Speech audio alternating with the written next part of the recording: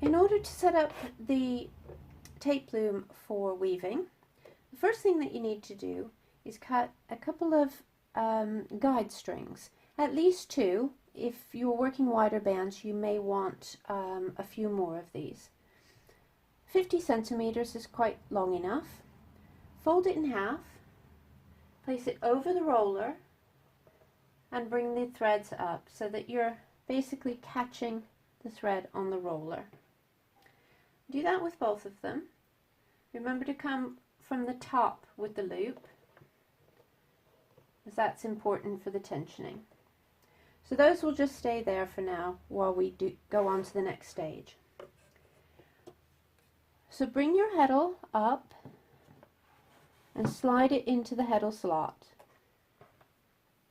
I have already cut lengths of thread according to the pattern that I'm going to be weaving, which is a simple stripe pattern. So I won't go into how I've measured out the lengths, and obviously if you're going to use a very long length of threads to create a long band, you will need to actually think this one through and probably use a warping board or a warping mill so that you can get long consistent threads. So the pattern that I'm using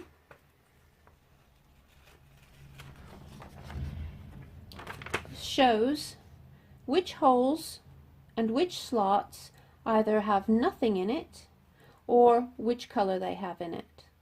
So it's quite straightforward to figure out how to thread the heddle. Thread the heddle from the front to the back. You'll find that the easiest thing to do.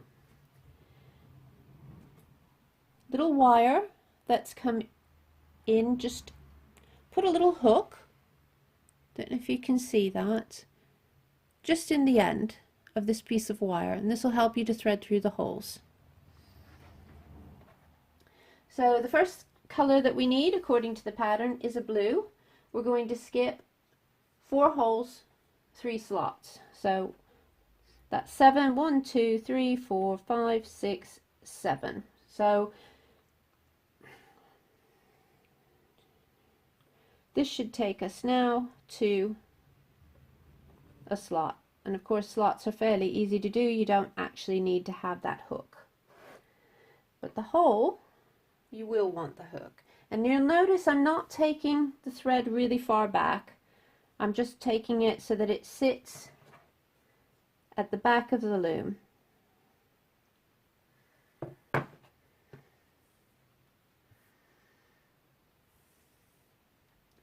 Now my light color, it's showing as yellow, I'm going to use an ecru, and we need a hole. So from the back of the heddle we'll push the hook in just so that we can grab that thread and take it through the hole easily. Now I shall carry on like this. The idea is that your weave should be as central to the heddle as possible. It doesn't matter if it's one thread out, and in fact with a heddle that has in the case of this one, it has an odd number of slot and holes. You will need to move it along if you've got an even number of threads for your particular pattern. But you should always try to ensure that you're threading up as central as possible in order to ensure that the shortest distance between the front and the roller is achieved with the threads. Otherwise, your tension can be messed up. And so as you can see, this is a very straightforward threading pattern in that all of the holes are the same color and all of the slots are the same color. So it's really good to start out with because you haven't really got to think and count where you're at.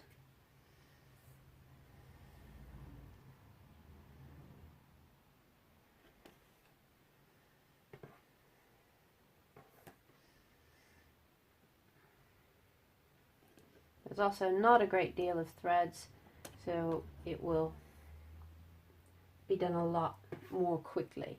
It's a great way to get to know your loom and get to grips with the whole process of weaving on a tape loom, because it can be, even if you've worked ankle bands before, weaving on a tape loom is something that can be takes a little bit of getting used to sometimes. So I have the last one. Here we go. And the lengths that I'm using, by the way, are 1 meter lengths, just because it's a nice manageable thing to be able to cut without a warping board. Now I'm going to turn the loom to its side so that you can see what I'm doing in the next section. What I'm going to do now is take the threads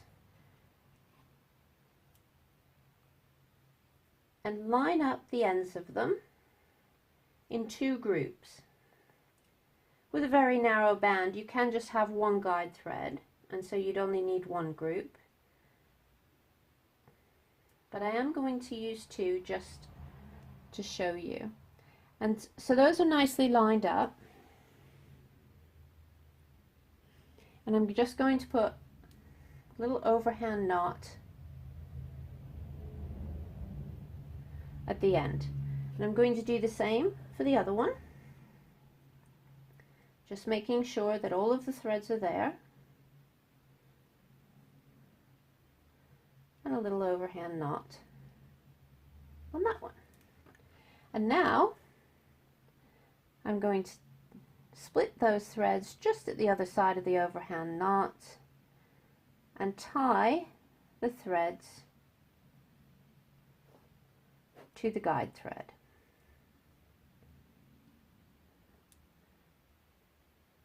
And I'm just tying it round a very simple knot, just so long as they hold. And I'll repeat with this one. It's not vital to get them lined up in exactly the same place, sort of lengthwise, but get it as close as you can.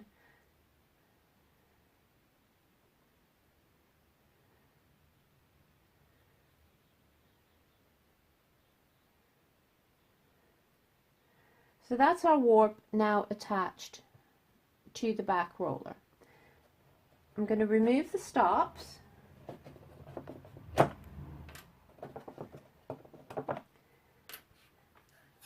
And for the actual winding on process, we're going to use this roller stop because it's a little bit easier than the individual locks. That's nice and loose, the roller's moving. Now you can see I'm just smoothing out the threads. Keep them lined up where the holes are lined up, because that's where you want your tightest tension to be on the loom. And now I'll do it with the other hand so my arm's not blocking the camera. Roll. Roll so that the threads come up and over the roller. Keep the tension by holding with your other hand at the front of the heddle. You want to make sure that the threads are as smooth and as even as you can get them. So if you have a knot, just pop them over to the side of that. Now eventually you're going to want to run your hands through the threads in front of the heddle just to smooth them out. So when you get to this point, relax the tension a little, slot your holder in place. That's going to stop that roller from moving, and then you can go ahead and smooth out the threads in front of the heddle again. You can lift that back out and carry on rolling.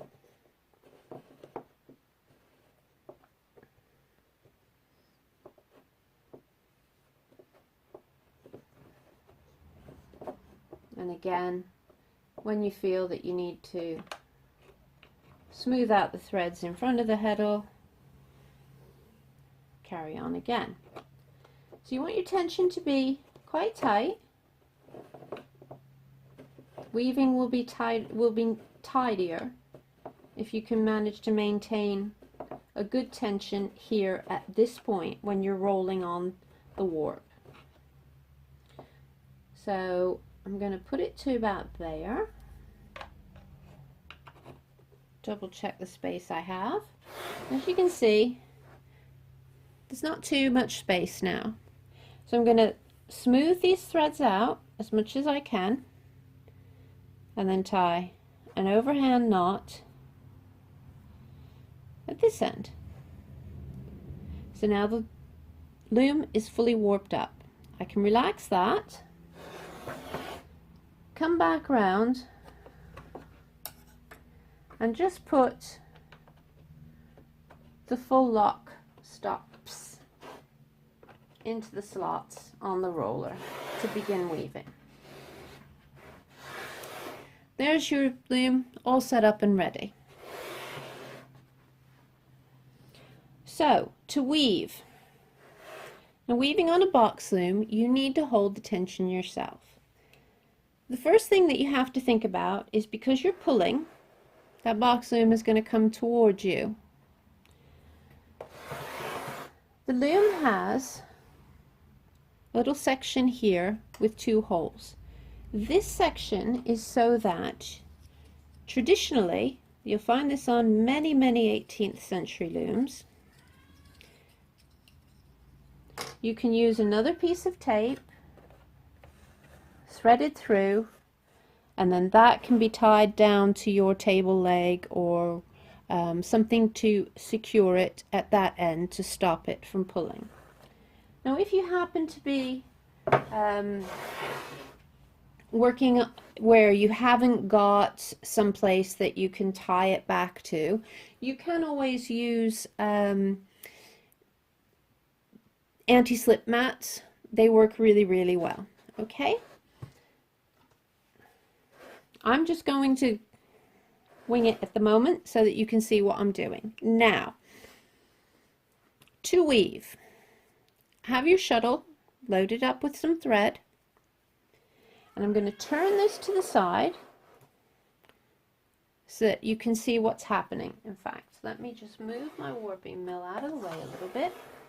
So I want you to be able to really see what's happening. Okay, so everything is lined up and I'm holding the tension here. So the first thing that I'm going to do is I'm going to lift just a little, and you will see that the threads that are in the slots have moved up above those that are in the hole. So I'm going to take the shuttle through and I'm going to leave a little bit of an end, still keeping this tension here. Then I'm going to drop down and those threads go below, and that opens up the shed, which is the space for the next pass of the weft. So put your shuttle in, bring it down against where you've previously woven, which is beating the shed, and then just come to this side and leave a little loop. Okay, can you see that? I'll do a second one where this is close up later. Then raise, beat the shed, and pull in that loop first. Okay, and then take it through the other side and leave a loop. Now we'll lower and repeat. So you have to have your tension so that you can actually push that down, and you need to pull it in quite tightly. Bands woven on a tape loom are called warp face weaves, and that is because you don't really see the weft, which is what's on the shuttle, except at the sides. And so you do need to make sure that you push those threads down and you pull them in so that they're quite tight. As I say, I'll do a close-up so that you can actually see the weaving as well. And this is what you do. You just go back and forth,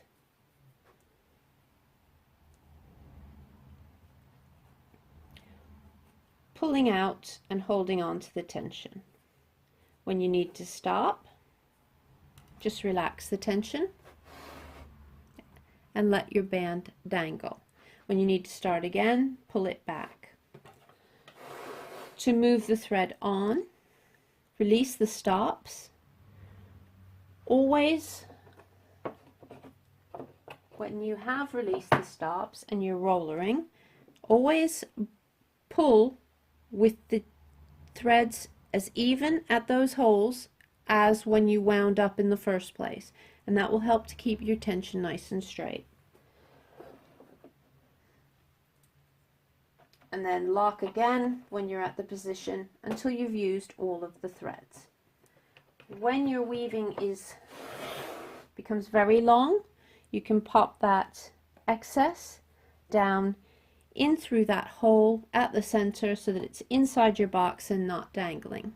You can also, if you find it difficult to use one hand in changing the shuttle back and forth, you can attach this end to your belt using a clip and work it as a sort of backstrap weaving as well.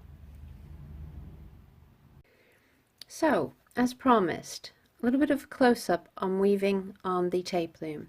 Now, remember, you will have to hold the tension, so make sure that the loom is either secured in the traditional way with the tape at the back, or use a non-stick mat so that it doesn't actually move. So, we'll find where I'm at. So, down, but still holding the tension to drop the threads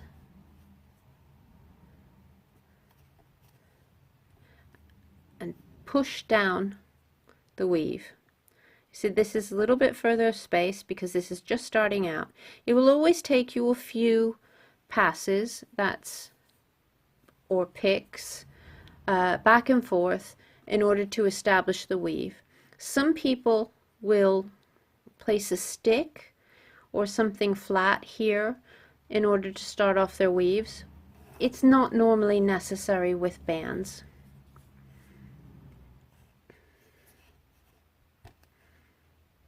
And you'll notice I'm just pulling a little bit after I've put it through. So push down, leave a little loop.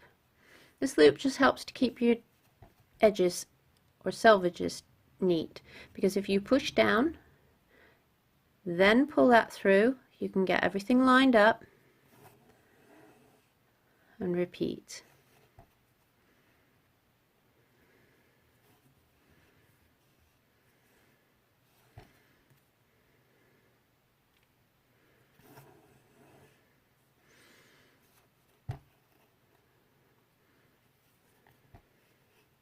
And it goes quite quickly, and it's not,